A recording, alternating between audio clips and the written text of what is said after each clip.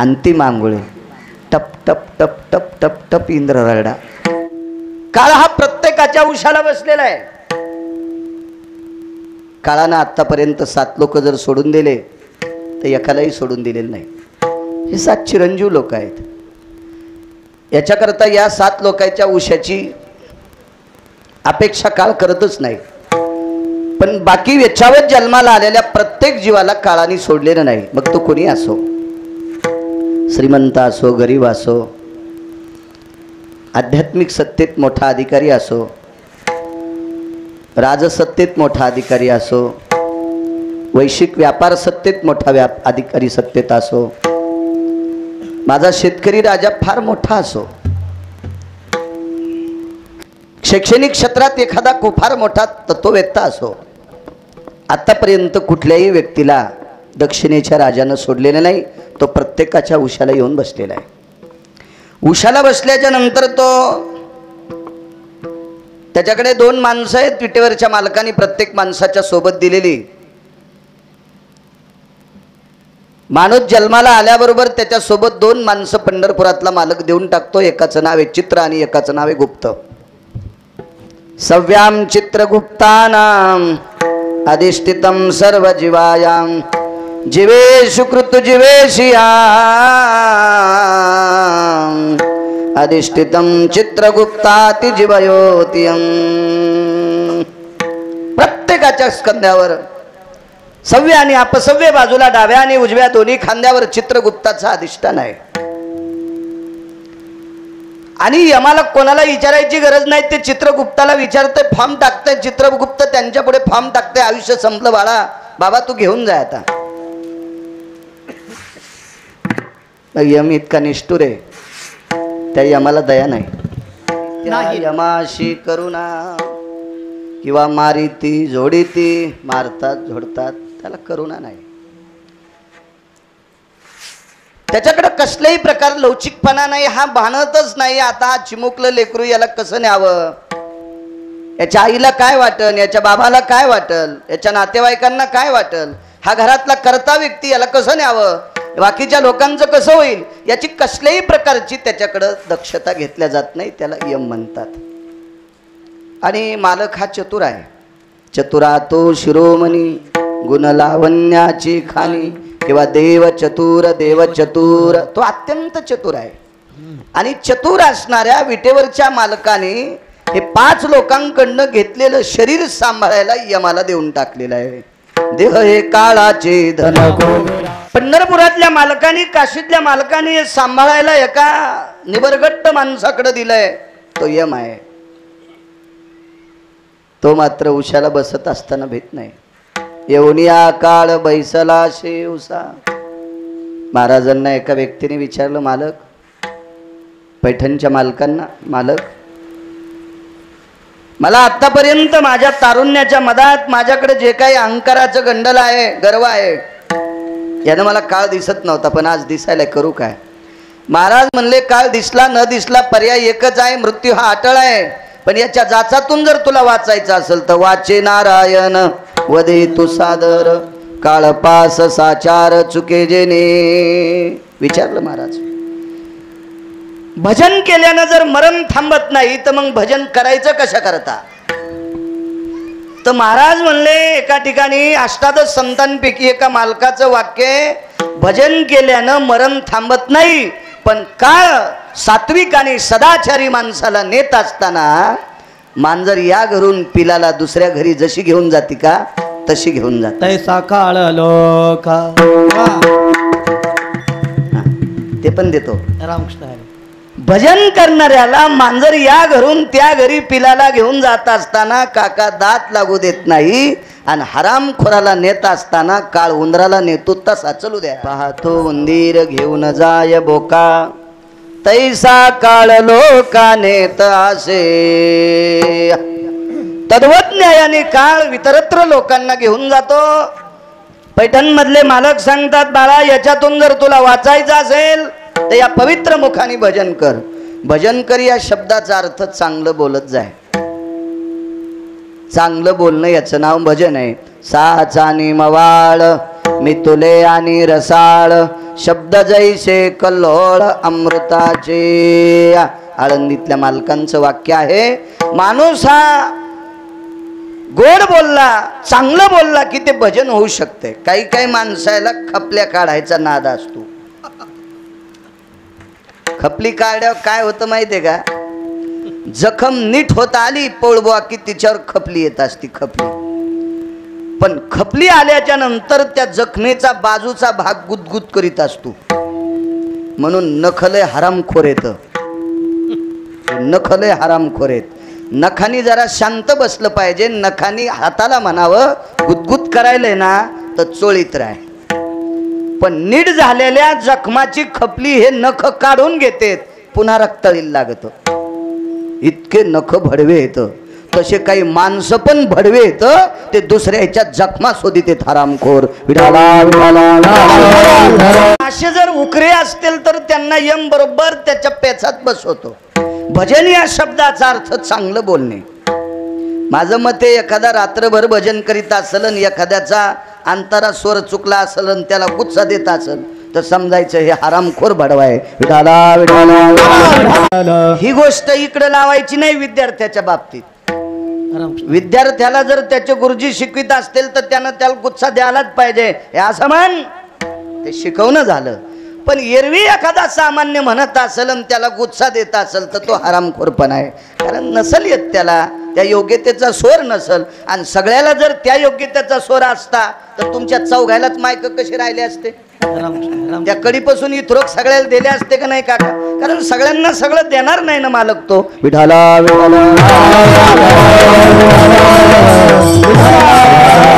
म्हणून या मुखाने गोड बोलणं याचं नाव भजने. वाचे नारायण वदे तो सादर, काळपास साचार चुके जेने. वाया हा संसार करीशी हव भरी, काळाची तो फेरी निकट आले. हा संसार करत असताना, हाव म्हणजे आशा, आशा ज्याच्याकडे नाही का त्याला प्रेत म्हणतात.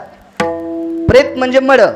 मड्याला कळत नाही बशिलय का झोपिलय, गरम पाण्यानं आंघोळ घालायलेत का थंड पाण्यानं, तांब्यानं घालायलेत का गाडग्यानं, चुलीवरलं पाणी आहे का बाहेरच्या गौऱ्यावर टेकलेले, काही नाही. मळ्यात नेऊन फुकलंय का मशानात फुकलंय का छतावर फुकलंय, कशात कोणते लाकडं आहेत काही कळत नाही, त्याला प्रेत म्हणतात. आशा नाही त्याला प्रेत म्हणतात. आणि ज्याच्याकडे जास्त आशा आहे त्याला गाढव म्हणतात. आशेचे जास्त आशा आहे म्हणजे गाढव आहे. तुका म्हणे वाया गेले, दोन्ही वाक्य आहेत. आणि आशा नाही त्याला मळ म्हणले, आणि ज्याच्याकडे आशा जास्त आहे त्याला गाढव आहे म्हणले. मग आशा किती असावा. पाके लवण मिश्रितम तताम्रसने चविभयो, तथा लवणम विशुद्ध कालेषु रसनाम चविनाशायाम. स्वयंपाकामध्ये मीठ घातल्याच्या नंतर तो स्वयंपाक जिभेला बरा वाटावा इतकंच मीठ असावा. शिल्लक झाल्याच्या नंतर खावा वाटत नाही. कमी झालं तर घेता येईल, पण शिल्लक मीठ झाल्यावर स्वयंपाक खाता येत नाही. तशी आशा शिल्लक झाली की वरचा मानित नाही. विठाला व्यवहारात वागत असताना पैसे कमवू नका असं म्हटले नाही. रावणाच्या श्रीमंतीत कधीच तुकोबारायांनी वाईट शब्द वापरला नाही. कधीच नाही, कधीच नाही, कधीच नाही. रावणाला 18 संतांनी फक्त आचरणाच्या बाबतीत दगड हाणले. श्रीमंतीच्या संपत्तीच्या बाबतीत रावणाला कुठल्याही संतांनी शिव्या दिल्या नाही. आतापर्यंत माझ्या वाचनात कुठं आली नाही. पण आचरणाच्या बाबतीत मात्र रावणाला टोले मारले. संपत्ती कमवत असताना आपल्याकडे ऊसाची शेती असेल, काढा किती किती किती ॲव्हरेज काढा. वाटेल ते प्रयत्न करून, कापूस असेल, तूर असेल, सोयाबीन असेल, काय एखाद्याचा व्यापार असेल ज्याच्या त्याच्या परीनं. पण दुसऱ्याची मानगुट मोडून कमवणं याला आसुरी संपत्ती म्हणतात. म्हणून संसारात वाया हा संसार करशी हव भरी. हाव करत असताना कधी कधी लक्षात ठेव आपण चुकीचं काम करत आहोत का. मर गिरगावकर मर 3-3 कीर्तन कर.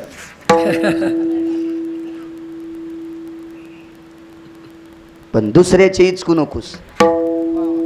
इथं तो वाजून जाईल.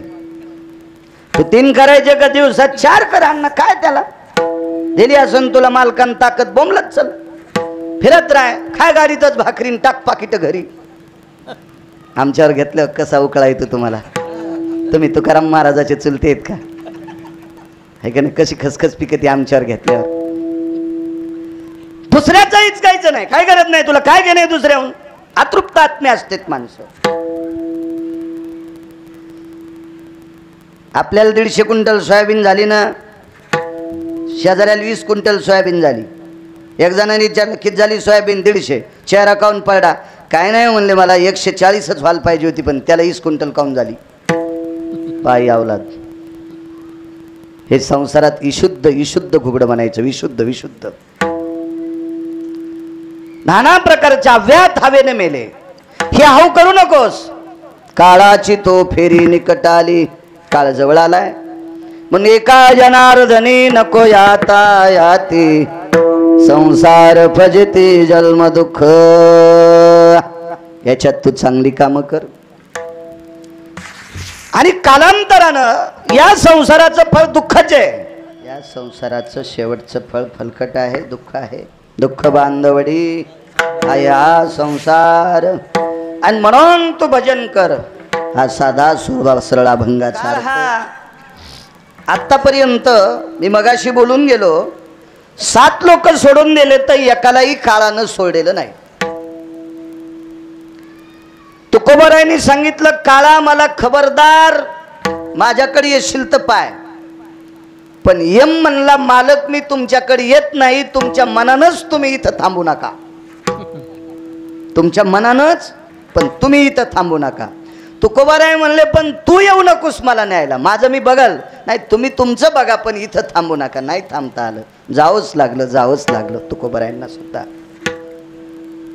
नाहीतर ही सामान्य लोक नव्हती ना. जगा काळ खाय आम्ही माथा दिला पाय, त्या काळाच्या डोक्यावर पाय देणारी माणसं होती. काळ गुलाम सलाम करी, तुकया घरी राबतसे. तुकोबारायच्या घरी भांडे घासणारा काळ, धुणं धुणारा काळ, सडा टाकणारा काळ, वाटेल ती पडेल राबणे म्हणजे वाटेल ते पडलेली कामं करणारा काळ. हा काळ कुणालाही भेट नाही, न्यावं लागते. एक तुम्हाला प्रसंग सांगतो त्रेतायुगातला. एक नळ नावाची व्यक्ती आहे. खरं तर हा नळ नावाचा व्यक्ती म्हणजे योनीनं पशु आहे.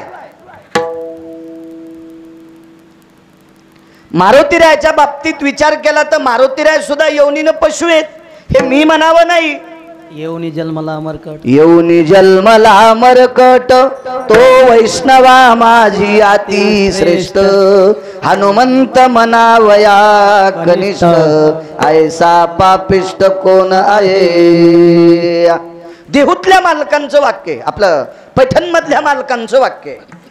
शांती ब्रह्म एकनाथ महाराज सांगतात, तो येऊनीनं पशु आहे, पण वैष्णवा माझी अतिश्रेष्ठ. आळंदीतल्या मालकाने वानर शब्द वापरला. ध्वजस्तंभावरी वानरू. असू द्या वानराची योनी, असू द्या पशुची योनी, पण वैष्णवा माझी अतिश्रेष्ठ. धर्मानां पवित्रयो धर्म संन्यासो पवित्रा, रक्तांबरांबरो काया कामाम दग्ध सकला स्थितो, वैशानरो दग्धान पुनितो, यत धर्माम संन्यासो पवित्रयो. ज्यानं वासनेला कामाला विस्तू लावला असा 19 संन्याशापैकी प्रभावशाली संन्यासी, त्या संन्याशाला तुकोबारायांनी वंदन करावं. शरण शरण जे हनुमान. पशुची येऊनी आपण तुकोबाराय प्रणाम करता. शरण शरण जे हनुमंता. याच येवनीत जन्मलेला नळ नावाचा वानर.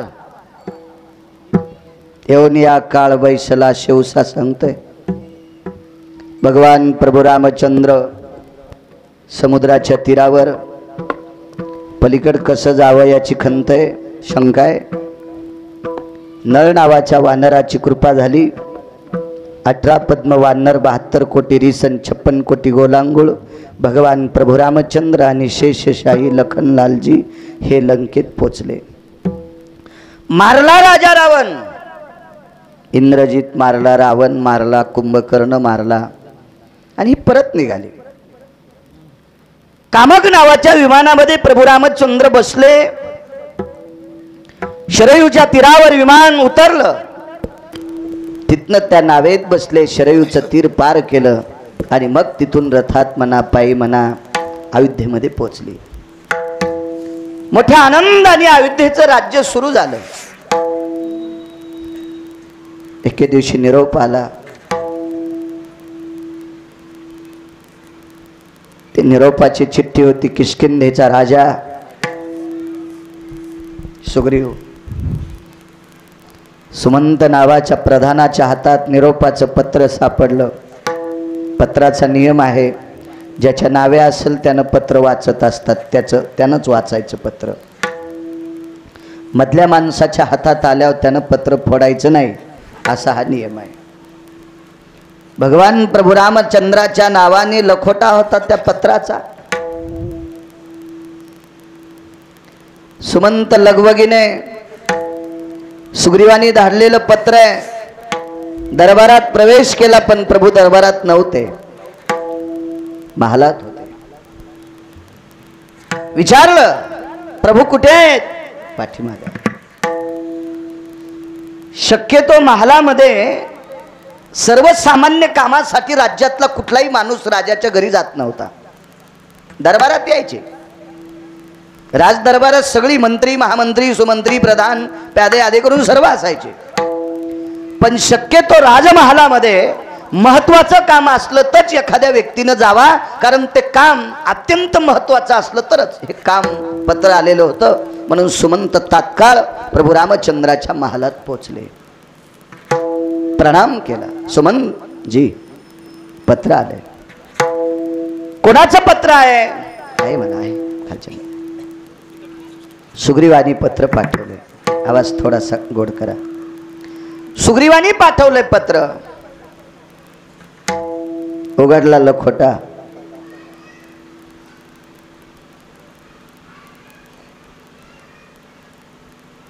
पत्रिका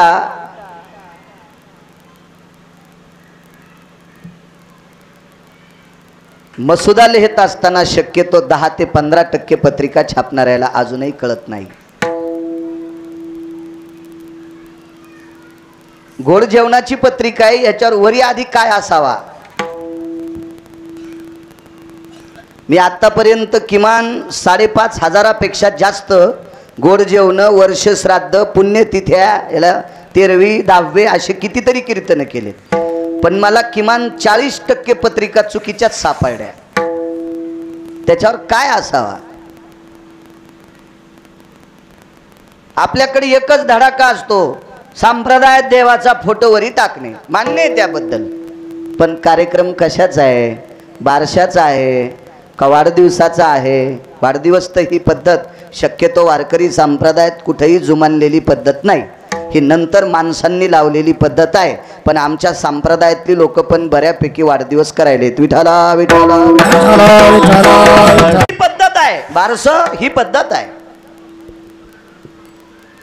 वाढदिवस म्हणजे जन्मदिवस, आणि पुराणाच्या विषयानुसार जन्म जयंती ही त्याच व्यक्तीची केल्या जाती की ज्याला गर्भवासाचं दुःख नाही. ज्याला गर्भवासाचं दुःख नाही त्या व्यक्तीची जयंती करत जावी. जन्मला राघव आयोनी संभव, जन्मला राघव. हे देव आहेत का? हे अधिकारी लोक आहेत. यांना गर्भवासाचे चटकेच नाहीत.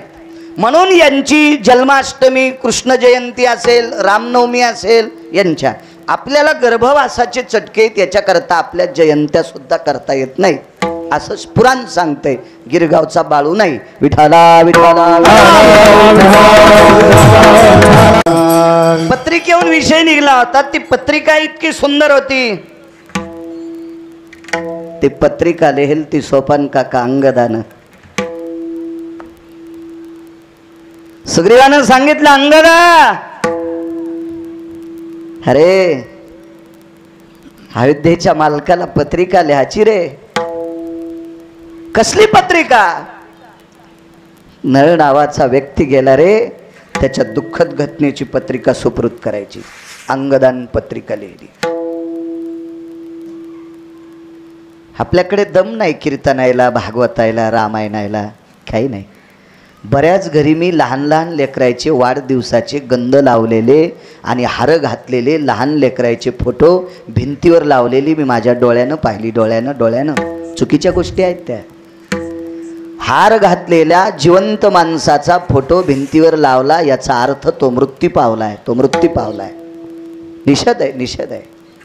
लग्नाच्या पत्रिकेवर काय काय असावा, कुणाचे फोटो असावा, काय असावा, कुठलं अक्षर कुठं असावा, घरातली ज्येष्ठ माणसांचं स्थान पत्रिकेत कुठं असावा, घरात जर एखादी सौभाग्यवती स्त्री गेली असेल तर तिचं नाव कुठं असावा. गंगा भागीरथी म्हणजे विधवा स्त्री आहे, तिचं नाव पत्रिकेत कुठं असावा. याच्यासाठी फार जुनाट लोकांचं शास्त्र बघायचं. जुनाट या भंगाऱ्या भोंगाऱ्याचं बघायचं नाही. विठाला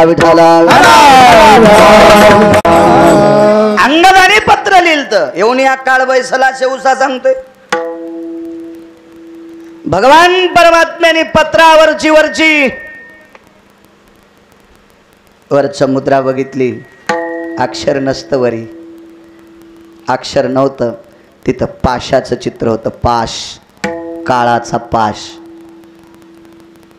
13व्याच्या गंगापूजनाच्या 10व्याच्या पत्रिकेवर पाशाचं चित्र असावा. पाशाचं पाश, यमाचा पाश. म्हणजे खालची पत्रिका चित्र पाहिल्याबरोबर लक्षात आली निरोप दुःखदाय. पाश पाशाम द्वयो करद्वयो यन अंगदानां स्थिते ध्वजपत्रां परिपत्रेषु चक्षुयान नारायणो. तो जगदानंद कंद नारायण त्या पाशाचं चित्र पाहिल्याबरोबर रडू लागला. लखोटा सोडत असताना बघितलं सुग्रीवाचं नाव होतं. निश्चित कोणीतरी महत्वाकांक्षी व्यक्ती गेला असावा. खाली नाव पाहिलं, नळ नावाचा व्यक्ती आहे.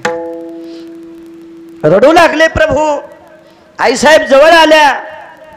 सीताई साहेब सर्वच जण होती. कौशल्या माता होत्या, सुमित्रा होत्या,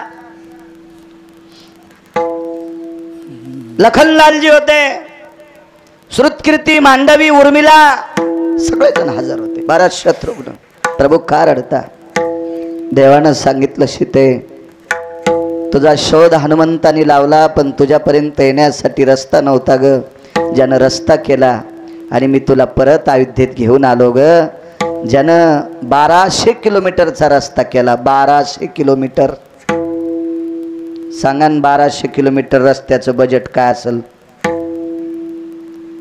आपल्यापासून तर कन्याकुमारी किती बजेट असेल? पोळबा त्याचं किती बजेट असेल?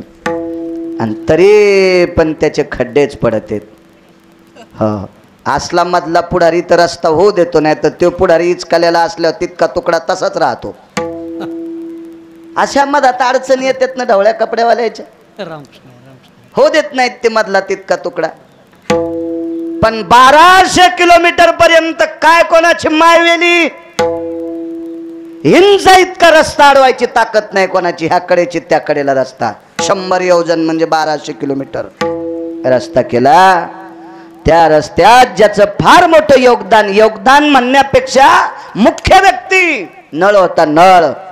आणि त्या नळा तो नळ गेलाय. अहो नळ किती मुख्य ते गिरगावकर काय सांगल बारीकच्या तोंडानं. माझ्या तुकोबारायांनी दखल घेतली. माझ्या देहूतल्या मालकांना ज्याची दखल घेतली तुकोबारायांनी. तुका म्हणे नळा सागरी तारियल्या शिळा. समुद्रावरची जेवढी दगड तरंगत होती ती फक्त नळ नावाच्या वानराच्या हाताने तरंगत होती. आणि तो नळ नावाचा वानर जात राहिला. आश्रमावर दिव्य असं तेजस्वी झाड आहे. त्या झाडाच्या बुडाला वट्टा आहे. त्या वट्ट्यावर स्फटिकाची शिळा आहे. त्या स्फटिकाच्या शिळेवर नळ नावाच्या वानराचं पार्थिव देह ठेवलेला आहे. किती लोक आले असतील? किती लोक 18 पद्म वानर असे बसलेले आहेत. गोलांगोळ असतील, रीश असतील, बसलेले आहेत सगळे. एक जण म्हणला, महाराज हे सदा 18 पद्म, सदा 18 पद्म, याच्यातले काही मेले नाही का?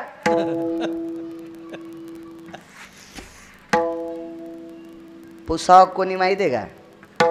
ज्याला उत्तर ऐकायची अक्कल आहे त्या हरामखोरानं. मधल्या भडव्याला विचारायची काय ताकद आहे? 18 पद्म 18 पद्म आकडा सांगता म्हणे वानर मेले नाही का? अरे हरामखोरा, मी शाळेत होतो त्यावेळेला इतक्या कोटी लोकांचा तिरंगा झेंडा कोणाचा, इतक्या कोटी लोकांचा. आता तिरंगा झेंडा कोणाचा?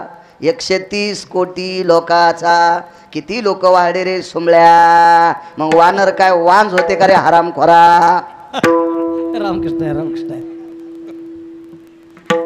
तेव्हा प्रश्न करत असताना चिकित्सक वृत्ती असली पाहिजे, भांडकुदळ वृत्ती नसली पाहिजे, विभांडक वृत्ती नसली पाहिजे. प्रश्न हा पेलवण्याची ज्याच्यात ताकद आहे त्यानं उत्तर केलं पाहिजे. मधल्या गांजऱ्या गुंजऱ्यानं नाही शहाणपणा केला पाहिजे. विडाला सगळी माणसं निरसांना अंत्यविधीला बसलेली होती.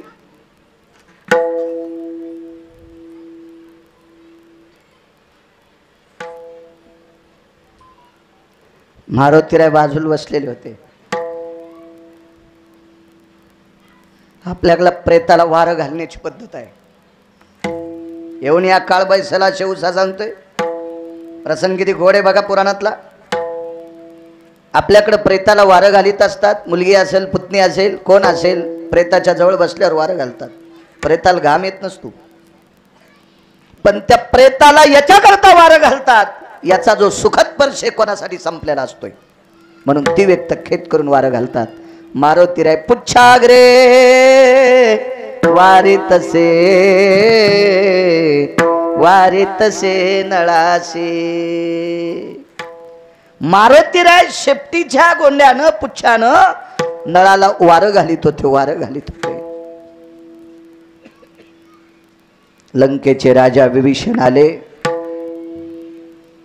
आणि विभीषणाने विचारलं, पवनसुता तुम्ही दमला असताल, बाजूच्या वानरांना वारं घालू द्या. अंतःकरणाचा उमाळा फुटला आणि मारुतीराय विभीषणाचा गळा धरून रडत होते. राजा, माझा धैर्याचा सागर आटलाय. अरे पंढरपुरातले मालक प्रभू रामचंद्र इकडच्या कडीहून तिकडे नेत असताना मला घाम फुटला होता, पण या कडीची त्या कडीला समुद्राच्या मुसक्या आवळून रस्ता करणारा बहादर माझा पाठीराखा गेलाय, तो माझा धैर्याचा सागर आटलाय. मारुतीराय रडत होते. मारुतीराय मालक अयोध्येतले आले. सीताई साहेब सोबत आहेत, लक्ष्मणजी आहेत, भरत शत्रुघ्न आहेत. प्रभू रामचंद्र आल्याबरोबर सर्वांनी प्रणाम केला. सर्व वानरांनी. वानर प्रभू रामचंद्राला बघितले की 2 लोकांना प्रणाम करत होते. एक प्रभू रामचंद्राला एकदा प्रणाम करायचा आणि मारुतीरायला एकदा करायचा. काय गरज मारुतीरायला, पण त्याच्यामुळे राम आम्हाला भेटलाय.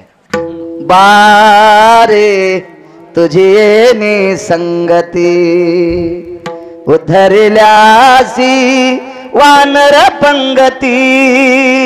बारे हनुमंता, बारे पवन सुता, बारे अंजनी सुता, तुझी येणी संगती. जन्म मरणाच्या पंगती, वाह, बुडत होतो मारुती. क्या बात है.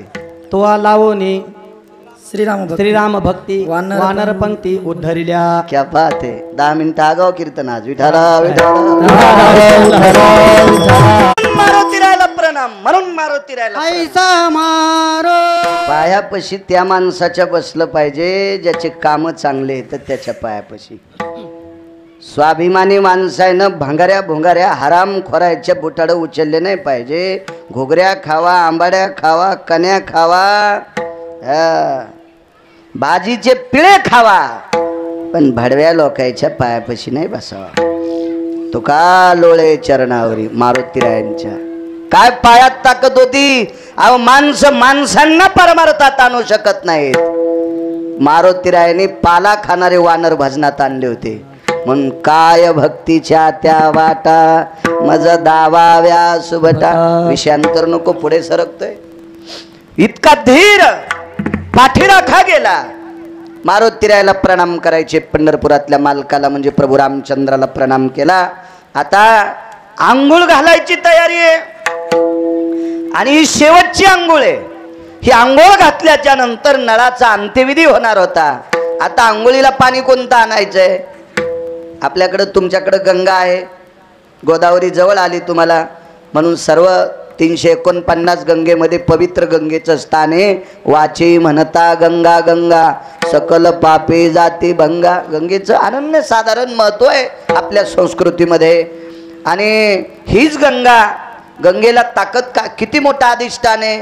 गंगा आणि भागीरथी म्हणजे गंगेमध्ये बऱ्याच गंगा येत असतात.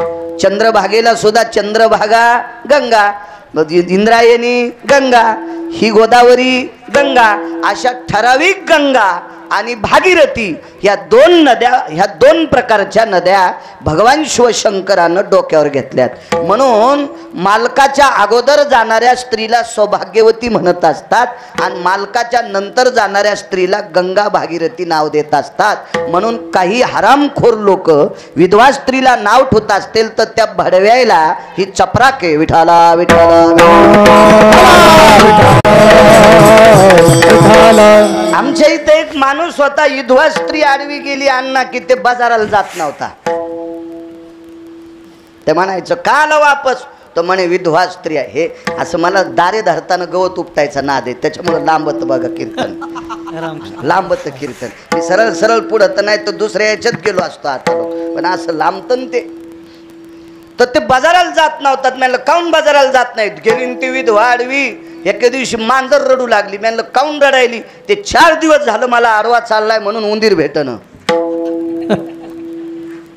हे मांजराला आडवा गेल्यावर याच्या पापामुळे उंदीर भेटत नाही. हे विधवा स्त्रीला नाव ठेवतो, नाव ठेवत जाऊ नका. कारण पत्रिकेवर सुद्धा गंगा भागीरथी नाव, आणि गंगा आणि भागीरथी शंकरांनी डोक्यावर घेतली. डोक्यातलं काढून टाकी जा. इथं तसा कोणी नसेल, पण जरी एखादा असला तर त्याला सांगतोय कान उघडून ऐक.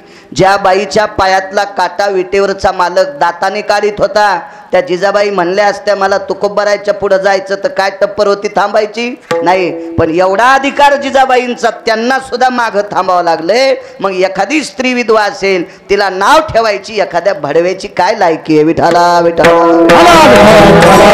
हा संप्रदाय श्रद्धेनं ओतप्रोत भरलेला संप्रदाय, अंधश्रद्धा नाही. या संप्रदाय श्रद्धेनं ओतप्रोत आहे. काही पण अंधश्रद्धा डोक्यावर घेत जाऊ नका. मग आता पाणी गंगेचं तर समुद्राचं स्नान केलं की सगळ्या गंगेच्या आंघोळी केल्याचं पुण्य मिळतंय असं पुराणामध्ये, शास्त्रामध्ये, वेदामध्ये, माझ्या संत वाङ्मयात अष्टादश संतांपैकी बऱ्यापैकी समुद्राचं नाव खर्च केले. स्वतःची वाणी समुद्राकरता खर्च केलेली आहे. सागराला अनन्य साधारण महत्व आहे, फार मोठं महत्व आहे सागराकरता. मग त्या सागराचं पाणी आणायचा संदेश प्रभू रामचंद्रांनी वानरांना दिला. पाणी आणायचं. सुग्रीवाकडे काय कमी असेल? सोन्याच्या घागरी नसतील का? चांदीच्या घागरी नसतील का? पण प्रेताला नियम आहे, प्रेताला नियम आहे. प्रेताला हे मतकुंभानं स्नान घालीत असतात, मातीच्या गाडग्यानं स्नान घालत असतात. आपल्याकडं याला गढूळ करायचा प्रयत्न करायचा नाही. संप्रदायाला गढूळ करायचा प्रयत्न जो करीन त्याच्या घराला कुपाटी लागल. संप्रदाय गढूळ करणाऱ्याला जो कोणी पैसे देऊन आणील त्याच्या घराला पण कुपाटी लागल. विठाला विठाला.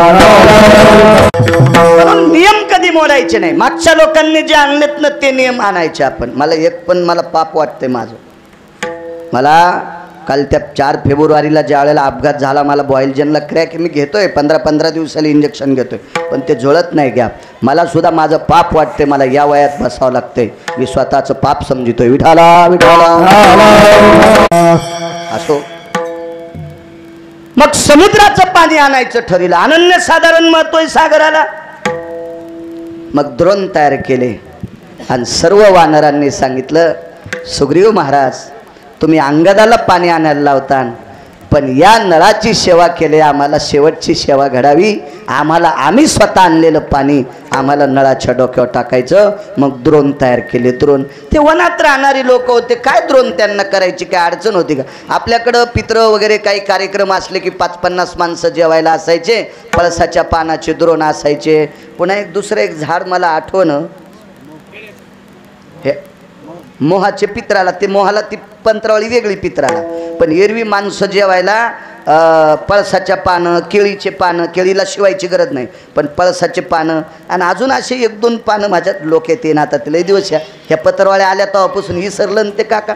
मग त्याचे ते मग त्याला लिंबाच्या उन्हाळ्यातच त्याच्या जुड्या करून फाचे त्या काढायच्या आणि त्या लावायच्या, हलकडीला अडकवायचे. त्या पुन्हा त्याला वलसर होऊ देत नव्हते, त्या खुडत नव्हत्या. मग त्याच्यामुळं त्या कडक राहावा. इतकी माणसं चतुर हुशार असायची, सात्विक असायची, तात्विक असायची. आणि मग ते द्रोण लावायचे. तर वानरांना कसे द्रोण लावता येत असतील कल्पना करा, किती चतुर ते रानात राहणारे येतं. मस्त द्रोण तयार केले आणि सागरामध्ये द्रोण बुडवायचा आणि घेऊन यायचा. त्या मंडपाच्या बाहेर त्या झाडा, नारळाच्या झाडा इतकं एका वट्यावर नळाचं प्रेत टेकलेलं आणि इथं वानर आले सोपन काका की द्रोण फुटायचा, द्रोण फुटून जायचा. आता येऊन या काळ बैसला शेवसा, इथं बघा आता तो द्रोण फुटायचा. लाखो द्रोण फुटले, लाखो द्रोण फुटले, लाखो. तर सुग्रीव इतका रागावला, का म्हणे तुमचे नख इतके पागल आहेत का रे, तुम्ही नख टोचायले. नखाग्रो नैवस्ति जायम द्रोणाति भंगा भयो आपांपती निरायम ओखदश्य जायते. हे आमचा एकाचंही नख लागत नाही, आम्ही बोट लावित नाहीत, पण अचानक द्रोण भंग पावतो आणि आपांपती म्हणजे समुद्राचं आलेलं पाणी सांडून जातंय. लाखो वानरांनी द्रोण आणले पण पाणी मात्र नळापर्यंत पोचलंच नाही. मग 2 लोक एकत्रित आले, मारुतीराय आणि प्रभू रामचंद्र. आंघोळ घालायची कशी? आणा म्हणले घागरी. आता सोन्याची घागर आणली, सागरात बुडी लिकीत फुटायची. कोण्याही धातूची घागर बुडवा, सागरात बुडी लिकी फुटायची. मग मारुतीरायाने सांगितलं, देवा एक बोलू का, या समुद्राची आंघोळ नळ स्वीकारित नाही. नळ नावाचं वानर समुद्राच्या पाण्याला स्वीकारित नाही. सगळ्या गंगेच्या आंघोळ केल्याची ताकद समुद्राच्या आंघोळ केल्यावर मिळती, पण त्या सागराचं पाणी नळ नावाचं वानर स्वीकारित नाही. याचा अर्थ असा होता, समुद्राला गर्व झालता. रस्ता विचारायला नळ नावाचं वानर गेलं, आम्हाला पलीकडच्या कडेला जायचंय. तर समुद्रानं सांगितलं मी रस्ता देत नाही. म्हणून नळ नावाच्या वानराला राग आला आणि 1200 किलोमीटरचा सेतू त्याच्या मुसक्या आवडून बांधला. नळाच्या असं मनात आलं, पंढरपुरातल्या मालकाला रस्ता देताना याला गर्व झालता, पंढरपुरातल्या मालकाला रस्ता देताना ह्या समुद्राला गर्व झालता. तर त्या मालकाचं नाव घेऊन माझ्या हातानं दगड तरंगतेत, मी तरी गर्विष्ठ समुद्रातल्या पाण्यानं आंघोळ कशाला करू, असं वानरानं मनात आणला असावा. म्हणून घागरी द्रोणे फुटत होते. असा पुरावा वैकुंठवासी माधव महाराज मगर सांगायचे. विठाला विठाला. या महाराष्ट्राच्या मातीला लाभलेला पुराणातला बादशाह राजा, पुराणातला शिखामणी वैकुंठवासी माधव महाराज मगर. मग करावं काय? तर भोगावती नावाच्या गंगा 2 आहेत. एक रसातळाच्या ठिकाणी भोगावती आहे आणि एक स्वर्गाच्या ठिकाणी इंद्राच्या बाजूला अमरपुरीच्या बाजूने एक गंगा वाहते, तिला भोगावती नावाची गंगा म्हणतात. स्वर्गातल्या अमर लोकांना स्नान करण्यासाठी भोगावती नावाची गंगा आहे. या भोगावती नावाच्या गंगेमध्ये जिवंत माणसाला फक्त ठराविक लोकांना आंघोळ करता आली. त्याच्यापैकी प्रभू रामचंद्राचे पिताश्री म्हणजे राजा दशरथ होते. एकदा अर्जुन हत्ती आणायला गेले, त्यावेळेला भोगावतीमध्ये स्नान केलं. अजून असे काही ठराविक येतं, पण घरी गेल्यावर वाचानं सगळ्या गोळ्या एकट्या खात जाऊ नये, घाम येत असतो माणसाला, रिॲक्शन येत असतं. मग प्रभू रामचंद्राने विचार केला, भोगावतीचं पाणी आणायचंय, भोगावतीचं. तांगत म्हणे मी जातो. तर मारुतीरायानं सांगितलं, अंगदा तू रावणाच्या मुसक्या आवळायची तुझ्यात ताकद होती, पण पाणी भोगावतीचं आणायचं आणि त्या भोगावतीवर अधिकार हा इंद्राचा आहे, तुला आणू देणार नाही. ते हानी इंद्राला नाही नाही म्हणे, हे काम चुकीचं आहे, नाही नाही, त्यांचे नियम मोडायचे नाही. मग मारुतीरायनं सांगितलं भोगावतीचं पाणी आणण्यासाठी निळाला पाठवा. नळ गेलाय, निळाला पाठवा. पाठवतो म्हणे. आणि निळ कलश घेऊन निघाला. मारुतीरायन थांबवलं आणि मारुतीराय म्हणले निळा. रडू लागले. तुला जर इंद्रानं अडवलं तर त्याला म्हणावं नळ नावाचा दादा गेलाय रे, आणि माझ्या नळ नावाच्या दादाला शेवटची आंघोळ घालायची, याच्याकरता पाणी पाहिजे. इतकं इंद्राला सांग. काय बुद्धिमतान वरिष्ठम, काय बुद्धी असेल माझ्या मारुतीरायची, काय टोक असेल ते बुद्धीचं माझ्या मारुतीरायचं, काय विवेक असेल. जा इंद्राला सांगावं माझ्या नळ नावाच्या दादाला आंघोळ घालायची. पाहिलं गुप्तचरांनी, कोणीतरी वानर पाण्यात थांबलं. ते हातवरी केले. हातवरी करणे म्हणजे नम्रतेचं लक्षण आहे. नम्रतेचं युद्धात शस्त्र संपलं की हातवरी करीत होते. कुत्र माहिती आहे ना तुम्हाला. एक कुत्र दुसऱ्या गल्लीत गेल्यावर तिथले कुत्रे जर बळकट असले तर हे कुत्र कष्टा घालीत आहे. त्यानं दोन्ही पायाच्या मधात शेपूट घातली की दुसरे कुत्रे त्याला बोच करीत नाहीत. भेल समजायचं. हातवरी केले निळाने वरी हात केले. चाल राजाकडं. दरबारात उभं केलं, मान खाली घातली. चेहरा दुःखी होता. भाऊ गेलता. हो दुःखी चेहरा होता, भाऊ गेला. इंद्राने विचारलं का रे कोण. निळ. त्या नळासाठी मी स्वतः पाणी आणलं. आणि इंद्रानं पाणी आणून घातलं. हत्तीच्या 7 सोंडेत घागरी होत्या. ऐरावत नावाचा हत्ती 14 रत्नापैकी एक 7 सोंडेमध्ये घागरी होत्या. आणि भोगावतीचं पाणी घातलं आणि नळाचा अंत्यविधी झाला. दृष्टांत संपला. भोगावतीचं पाणी एकदा मृत्यूलोकामध्ये गणपती बाप्पा महाभारत लिहिण्यासाठी बसले. विशेषण सांगतोय तुम्हाला, महत्त्व कशाला असतंय. गणपती बाप्पा महाभारत लिहिण्यासाठी बसले. महाभारत सांगायला व्यास बसले. श्रीमूळ वेद व्यास भगवान 1.25 लक्ष भारत केले निर्माण. तया प्रति प्रश्न केला जन्मे जयान. समूळ सांगा मजला पूर्वज कथन. 1.25 लाख श्लोक महाभारताचे हे श्लोक लिहित असताना शाही कोरडी झाली. या शाहीत पाणी टाकण्यासाठी गणपती बाप्पानं सांगितलं भोगावतीचं पाणी आणा. इंद्रानं दिलं नाही. इंद्रानं दिलं नाही. सरस्वतीला 2 पुराणाचा मतितार्थ लिहायचा होता. सरस्वतीला सुद्धा भोगावतीचं पाणी नाही. ब्रह्मकन्या विद्या धात्रीम रसना प्रिय हो जिवागृ तताम जगयम न्यायाधिष्ठितम कृती इतिनाम सरस्वतीस्ततेवचा वहनत्रयो हंसवाहिनी. तिला सुद्धा पाणी नाही. पण पाला खाणाऱ्या नळ नावाच्या वानराला इंद्रानं स्वतः भोगावतीचं पाणी द्यावा. किती मोठा इंद्र असेल. अहो समुद्राला लात मारणारा नळ किती मोठा नळ असेल. किती मोठा नळ. देवानं त्याची दखल घ्यावी. किती मोठा नळ असेल. पण याही नळाच्या बाजूला उशाला काळ बसला. म्हणून पैठण मधले मालक पहिल्या कडव्यात म्हणतात, ज्या नळासाठी प्रत्यक्ष अमरेंद्र इंद्र 33 कोटी देवांचा राजा भोगावतीचं पाणी ऐरावताच्या मुखारिंदामध्ये सोंडेमध्ये कलशात आणतो. किती मोठा नळ असेल. महाराज समुद्राच्या मुसक्या आवळायची ताकद ज्याच्यात होती. सागराच्या निसर्ग आवळणं सामान्य गोष्ट आहे. रात्रीला एका घरी कीर्तनाला गेलो तर टीव्हीवर बातम्या पाहिल्या. अमेरिकेतल्या एकाही झाडाचं पान दिसणं. नुसता बर्फच. नुसता बर्फ. नुसता बर्फ. नुसता बर्फ. हे कधी होतं असतं माहिती आहे. निसर्गाच्या निर्मित वस्तूला नायनाट करण्याचा जो देश संकल्पना करतो त्या देशामध्ये निसर्गाचा कहर होत असतो. साप खाणारा देश चीन नावाचा देश, यांनी एक सुद्धा चिमणी शिल्लक ठेवली नाही. सरडे शिल्लक ठेवले नाही. पाली शिल्लक ठेवल्या नाही. काही सर्प शिल्लक ठेवले नाही. काही खातेत. काही खातेत.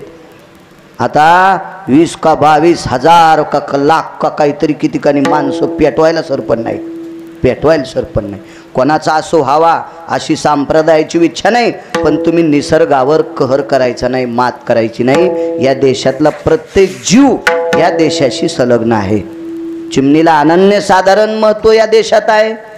म्हणून तर सोयाबीनमध्ये विद्यापीठाचे लोक सांगतात कापसामध्ये तुरीमध्ये उभं लाकूड त्याला आडवं एक लाकूड लावायचं. त्याच्यावर पाखरं बसू द्या म्हणजे तुरीवरल्या आळ्या खातेल.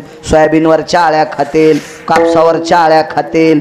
मग ह्या आळ्या वाचत आता हा. ह्या 2 पायाच्या आळ्या वाचतात ना, मग ते भरघोस पीक झालं. तर म्हणून या विश्वातल्या प्रत्येक जीवाला अनन्य साधारण महत्व आहे, संपायचं नाही. हे महासत्ता होणारे देश निसर्गातल्या गोष्टीला मानित नाहीत, म्हणून अशा गोष्टी दररोज उघडे तो बर्फच पुढं सगळा.